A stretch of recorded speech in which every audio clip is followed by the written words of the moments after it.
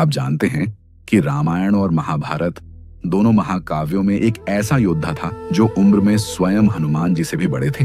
एक ऐसा नायक जिसने भगवान विष्णु के वामन अवतार से लेकर श्री कृष्ण के अवतार तक सब कुछ अपनी आंखों से देखा।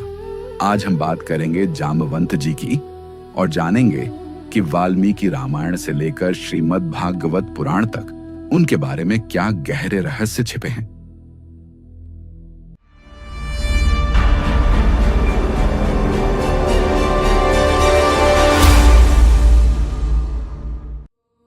जामवंत जी का जन्म किसी गर्भ से नहीं हुआ था। ब्रह्मा पुराण के अनुसार जब सृष्टि के रचयिता ब्रह्मा जी योग निद्रा में थे और उन्हें जम्भाई आई, तब उनके मुख से एक अत्यंत शक्तिशाली प्राणी प्रकट हुआ। वह थे जामवंत। वाल्मीकि रामायण में उन्हें रक्षराज, भालुओं का राजा कहा गया है, लेकिन कई विद्वानों का मानना है कि वे रक्ष नामक एक विशेष देव योनि से थे जो दिखने में भालू जैसे थे, लेकिन उनकी बुद्धि देवताओं के समान थी। जामवंत जी कितने प्राचीन हैं, इसका प्रमाण विष्णु पुराण में मिलता है। जब भगवान विष्णु ने राजा बलि को छला और वामन अवतार लेकर 3 पग में ब्रह्मांड नापा, तब जामवंत जी वहां उपस्थित थे। श्रीमद् भागवत पुराण के अनुसार जामवंत जी ने उस समय इतनी तीव्रता से भगवान के विराट रूप की 7 बार परिक्रमा की थी कि उनकी गति मन से भी तेज थी। कहा जाता है कि उसी समय सुमेरु पर्वत से टकराने के कारण उनके घुटने में हल्की चोट आई थी, जिसकी वजह से उनकी गति आगे चलकर थोड़ी कम हुई। रामायण का सबसे महत्वपूर्ण मोड़ तब आता है जब हनुमान जी अपनी शक्तियां भूल जाते हैं। वाल्मीकि रामायण के किष्किंधा कांड में वर्णन है कि समुद्र किनारे जब पूरी वानर सेना हताश थी, तब जामवंत जी ने हनुमान जी को उनके जन्म और उनकी दिव्य शक्तियों की याद दिलाई।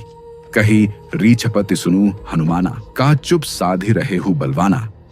जामवंत जी जानते थे कि हनुमान जी ही वह कार्य कर सकते हैं।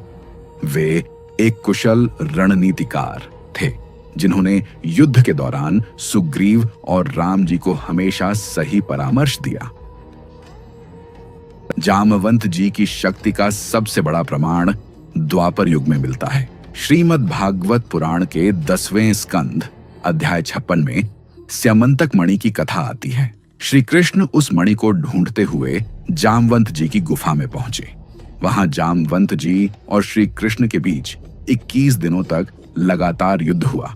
जब जामवंत जी थकने लगे, तब उन्हें एहसास हुआ कि उनके आराध्य प्रभु श्री राम ही कृष्ण के रूप में आए हैं।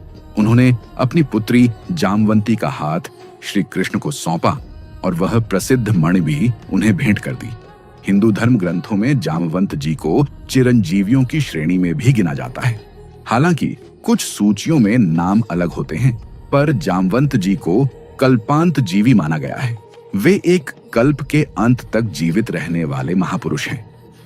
महाभारत के अनुसार वे उन गिने चुने पात्रों में से हैं जिन्होंने त्रेता और द्वापर दोनों युगों को न केवल देखा, बल्कि उनमें सक्रिय भूमिका भी निभाई।